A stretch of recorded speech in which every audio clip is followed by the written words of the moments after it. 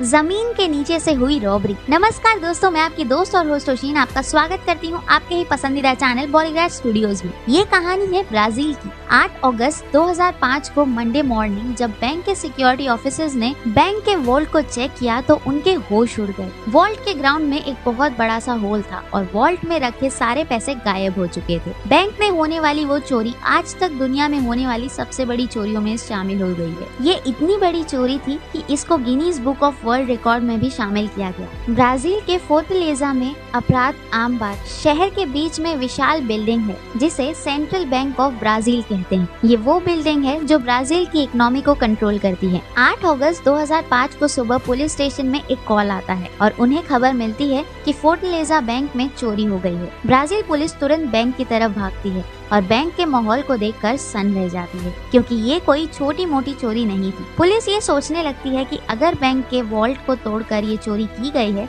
तो बैंक के अलार्म काम क्यों नहीं किए। ब्राजील के सबसे बड़े बैंक में इतनी सिक्योरिटी होने के बाद भी इतनी बड़ी चोरी कैसे हो गई। उस समय बैंक पैसों से भरा था क्योंकि सरकार पुराने नोटों के बदले नए नोट बना रही थी, लेकिन बैंक की तरफ से ना ही पुराने नोटों का कोई रिकॉर्ड रखा जा रहा था और ना ही उनके सीरियल नंबर नोट किए जा रहे थे। और शायद चोरों को ये बात पता थी क्योंकि उन्होंने बैंक के केवल पुराने नोट ही चुराए थे जो करीब 3 अरब 15 करोड़ रुपए के थे। भले ये चोरी अगस्त में की गई हो, लेकिन चोरों का एक गैंग 5 महीने पहले यानी कि मार्च से ही चोरी की प्लानिंग करने लगे थे। इस प्लान का मास्टरमाइंड था लुइस फर्नांडो रिबेरो, जिसने जर्मन के एक क्रिमिनल एल्माओ को अपना प्लान का हिस्सा बनाया। एल्माओ एक बहुत बड़ा क्रिमिनल था जिसके बड़े बड़े पॉलिटिकल कनेक्शंस थे। एल्माओ सेंट्रल बैंक को लूटने के प्लान में लग गया। उसका काम था जमीन के नीचे एक टनल बनाना, जिसके लिए उसने करीब 25 लोगों का एक ग्रुप बनाया। ग्रुप का हर एक मेंबर अपने अपने काम में माहिर था। कोई इंजीनियर था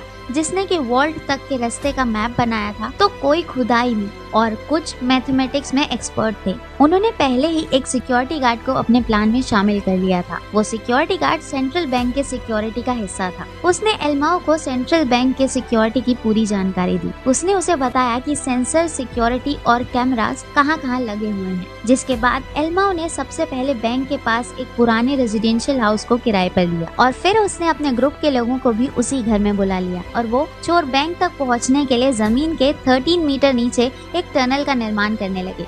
उन्होंने इसलिए प्लांट का बिजनेस खोला था ताकि लोगों को लगे कि ये मिट्टी बेचने के लिए मंगाई गई है, बल्कि असलियत तो ये थी कि वो मिट्टी टनल के अंदर से निकल रही थी। इसी के साथ ही जिस घर में वो रह रहे थे उसमें उनके फिंगरप्रिंट्स ना आए, इसलिए उन्होंने घर के दीवारों पर जले हुए चूने को लगा दिया। चोरों ने अपनी शॉप के लिए एक सिक्योरिटी रखा था जो कि ब्राजील का एक जाना माना सिक्योरिटी गार्ड है और वो उनकी शॉप को प्रमोट भी करता था। लेकिन धीरे धीरे उस सिक्योरिटी गार्ड को शक होने लगा कि आखिर इतनी मिट्टी आती कहाँ से है। वो चोरों से पूछता भी है कि आखिर वो इतनी मिट्टी कहाँ से लाते हैं, लेकिन चोर उसकी बात को मजाक में टाल देते हैं। तो क्या सिक्योरिटी गार्ड चोरों की इस साजिश को पता लगा पाएगा? जानने के लिए देखिए हमारी अगली वीडियो। और इसी तरह की स्टोरी होने वाली है KGF 3 की। उम्मीद है आज की वीडियो आपको अच्छी लगी होगी, तो इसे लाइक एंड शेयर जरूर कर दीजिएगा और अगर आप चैनल पे नए हैं तो इसे सब्सक्राइब करना बिल्कुल ही मत भूलिएगा।